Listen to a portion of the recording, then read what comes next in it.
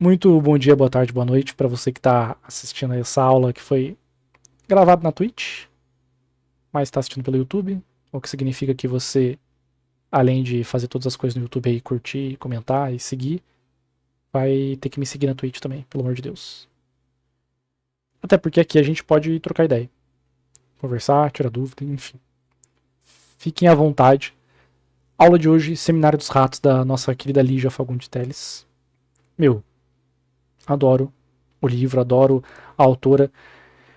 Você provavelmente já leu alguma coisa da Lígia e não sabe ou escutou alguma coisa da Lígia, porque muitos dos contos dela estão por aí em audiolivro, em contos narrados, que é muito bom. Ela tem uma pegada em alguns contos meio de terror, que é muito legal. Não é o caso aqui. Aqui tem uma outra vibe. E é sobre isso que eu queria falar. Quem já leu alguma coisa da Lígia vai saber quando eu disser que é muito bom e vale muito a pena. De todas as obras que estão aí na lista da Unicamp, eu acho que essa aqui entra no top 3 aí. A Lígia, a obra, ela como autora, o livro, enfim. Vale a pena. Galera, é uma leitura de 4 ou 5 páginas, pelo amor de Deus. 4, 5 páginas, 20 minutos. Lembrando, o Seminário dos Ratos é um livro todo, mas o vestibular vai cobrar só o último conto que chama Seminário dos Ratos, tá? De qualquer jeito, fica a indicação aí. Vamos lá. Sobre a autora, sobre o livro, sobre a estrutura, sobre a proposta, vamos passar um panorama geral um pouquinho de tudo aí. Seguinte, antes da gente falar sobre o livro, a gente tem que lembrar que é um livro de contos e eu tenho duas tradições de contos aí com os quais a autora vai estar dialogando. O conto brasileiro, que é um conto mais machadiano. Quem já leu algum conto do Machado de Assis, O Espelho, Cartomante, vai entender quando eu disser que o conto brasileiro, que o conto machadiano, que essa herança aqui, é um pouco mais arrastado, tá? É um conto um pouco mais longo. Mais chato de ler? Não sei se eu posso falar em ser chato de ler. É um conto mais longo. Essa tradição do conto latino-americano, que vem um pouco do nosso querido Jorge Luiz Borges, também tá ali com o Cortázar.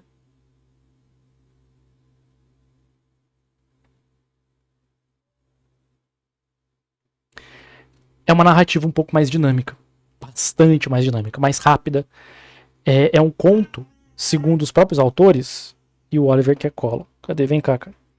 Segundo os próprios autores, que é para você ler numa pegada só. Você pegou e é para ler rapidinho. É para aquela história passar e você processar aquilo depois, continuar com aquilo, levar aquilo por muito tempo, porque a história é tão condensada e é tão profunda ao mesmo tempo que a gente, apesar de passar rápido, a gente tem que digerir aquilo depois de bastante tempo. A gente vai estar falando de uma Lígia que está escrevendo um pouco mais nessa pegada aqui. Contos um pouco mais rápidos e mais condensados. Beleza? Que, no fundo, melhor, que no fundo aqui, pronto. Traz uma narrativa curta em que eu vou recortar o núcleo narrativo. Sabe aquela coisa da narrativa? Introdução, desenvolvimento, conflito, clímax e desfecho. 5 partes da narrativa. Eu vou excluir algumas delas. Eu vou deixar um pedacinho sem desfecho. Eu não vou desenvolver tanto minhas personagens.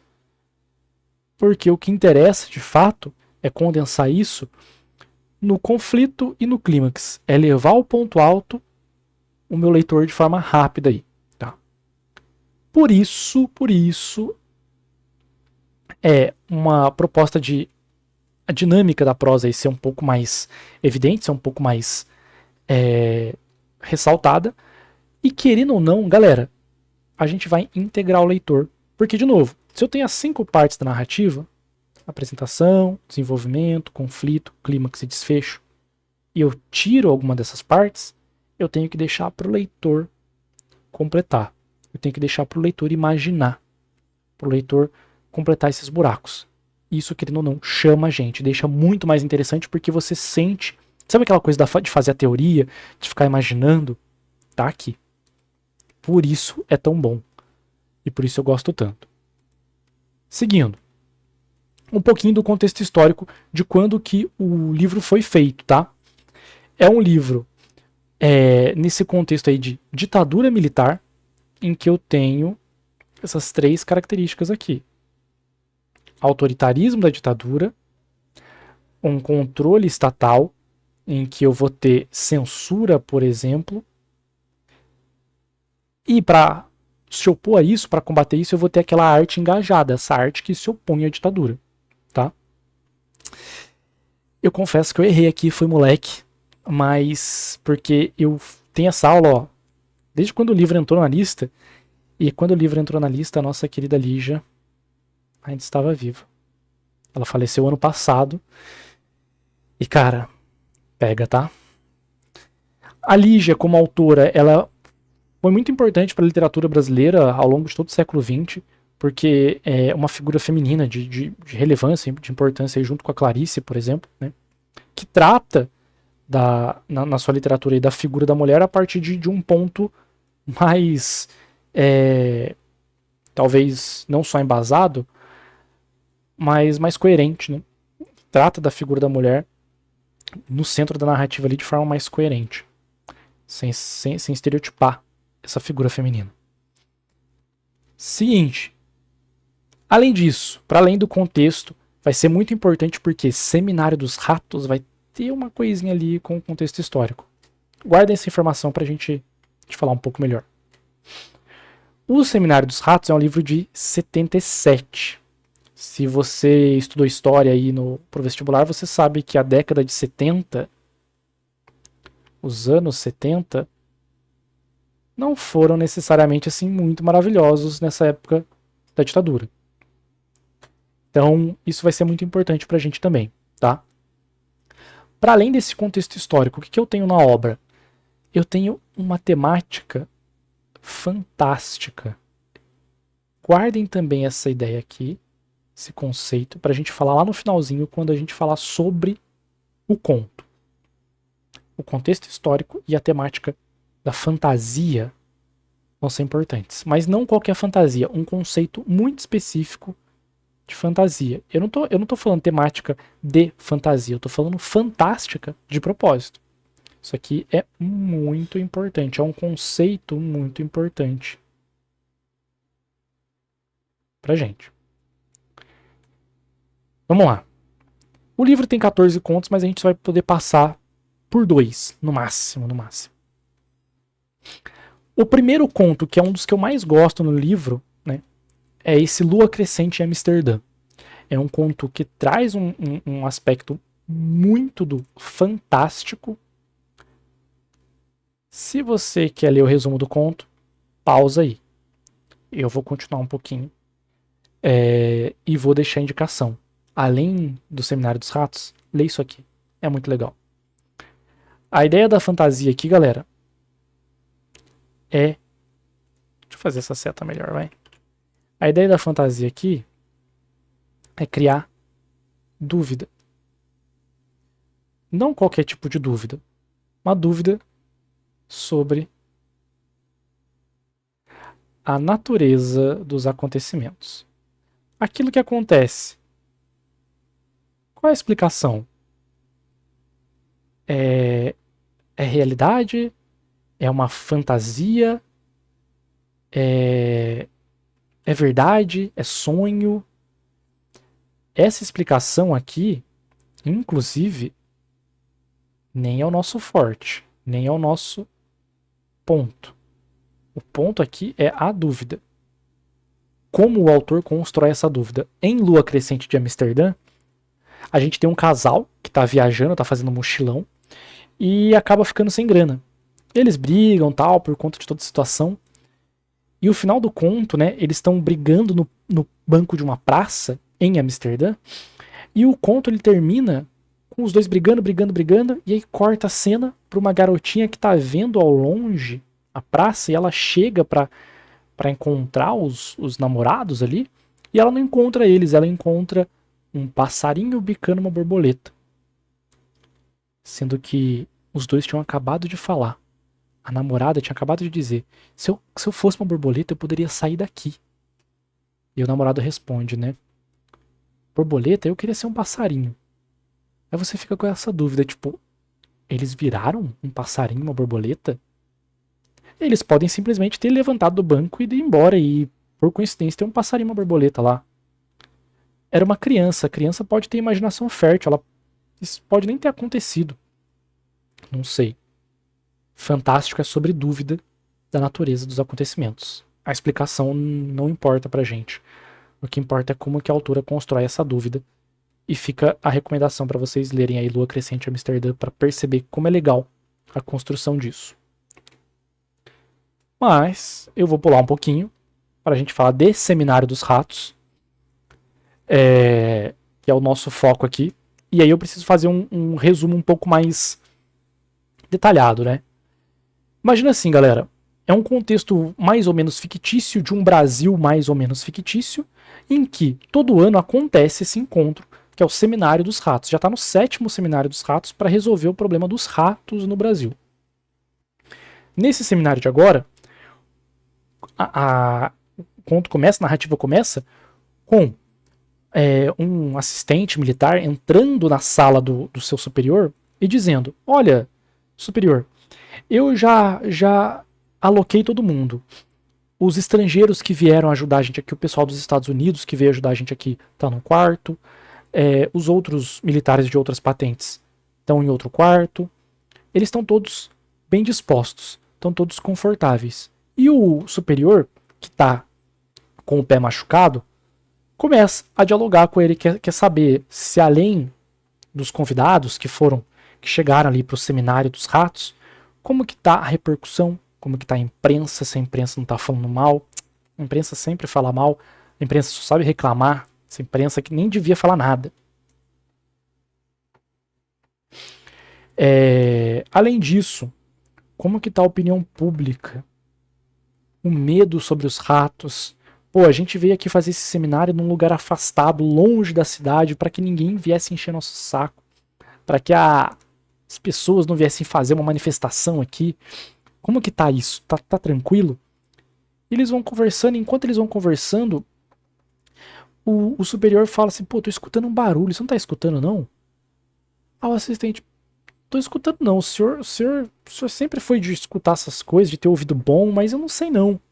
E o barulho vai aumentando, vai aumentando, vai aumentando, até que o próprio assistente escuta uma batida, um negócio, como se fosse um terremoto, assim. O que tá acontecendo? E ele sai pro corredor, e no que ele sai pro corredor para saber o que tá acontecendo, já vem um americano reclamando com ele, já vem outro superior perguntando o que tá acontecendo, e ele meio tonto, sai dali, vai pegar o telefone para ligar para ligar para alguém, e o telefone tá mudo, meu Deus, e procura entender de onde que tá vindo esse barulho, e ele também tem que cuidar do banquete que vai ser servido. Ele desce as escadas, encontra com o chefe de cozinha que tá maluco, tá doido, meu Deus, pega, tira o uniforme, entrega para ele: eu não fico mais aqui. Tá doidão, chefe? Como assim que você não fica mais aqui? Tem um jantar para fazer. Que jantar? Acabou a comida, não tem comida. Como assim? Tinha caixa e caixa de comida. Como não tem comida? Os ratos comeram tudo. Aí nessa hora o assistente fica branco. Rato aqui? Comeu comida? Como assim? E aí o chefe vai contar pra ele que os ratos invadiram a cozinha, comeram tudo, levaram as pessoas que estavam na cozinha. O chefe se escondeu dentro da geladeira e por isso não foi levado. Só o que sobrou, inclusive, é que estava dentro da geladeira, que estava bastante bem trancado. O chefe vai fugir dali. O assistente fica assim: mas como assim fugir? Pra onde que você vai? Não sei, eu vou sair daqui.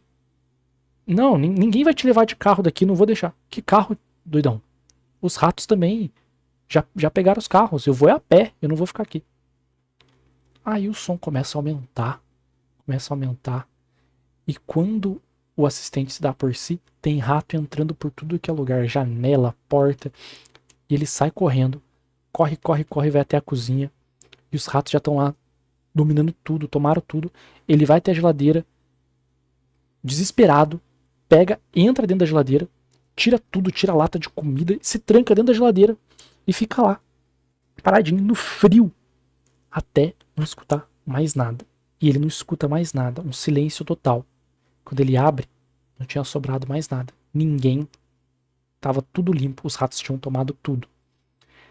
Ele só escuta lá em cima, lá na sala principal de reunião, um burburinho, como se os ratos estivessem conversando alguma coisa. E ele foge. Pessoal, que ratos que eram esses? Eram ratos de verdade? Que rato de verdade que sai levando gente, que sai comendo fio e sai comendo carro? Como assim? Aqui tem uma clara referência ao momento da ditadura. Pô, você tem figuras militares, né? O superior militar, o general, o secretário. Você tem essa referência clara a essas figuras da ditadura, ironizando essas figuras, satirizando essas figuras. E você tem a figura, a entidade dos ratos, que faz esse papel do fantástico. Então, ó, a ditadura e essa burocracia da ditadura representam a crítica ao momento histórico, e a figura dos ratos, isso que a gente falou sobre o aspecto do fantástico, sobre o conceito do fantástico. Quem são esses ratos? São ratos de verdade? São animais de verdade? É a fome? É a miséria? É o caos daquele momento histórico da ditadura? É a violência?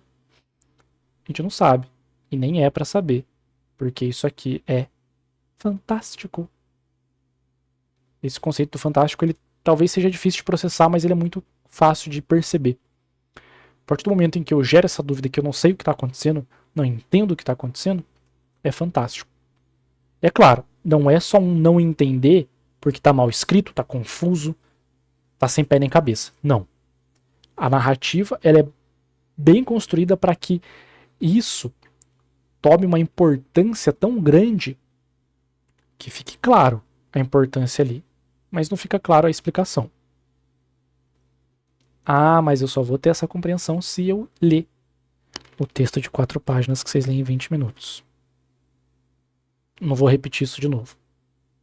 Que o texto tem só 4 páginas e vocês leem em 20 minutos. Tá? Seminário dos Ratos. Rapidinho, curtinho, soft aí, mas muito importante. Muito, muito, muito legal. Só lendo vocês vão ter uma noção de como que esse diálogo ele representa uma crítica ao momento histórico, representa essas figuras militares, essas figuras da ditadura, de forma que ela satiriza, mas ela descreve, sabe? Ela fica quase que se equilibrando ali. Muito legal. De verdade. Leiam, é uma das obras mais legais da coletânea. É uma pena que já está saindo, mas sempre sai uma obra boa para entrar coisas também boas, também interessantes. E fica a homenagem para Lígia aí. Baita autora, tá? Daqui eu não separei nenhuma questão, então eu vou ficar devendo para vocês. Mas também já apareceu, já caiu no vestibular, cai também em segunda fase, então muita atenção. Beleza? Queria agradecer você que assistiu aí pelo site de vídeos. Você que tá aqui na Twitch também, muito obrigado. Mil beijos aí. Faz aquela coisa da rede social, tá?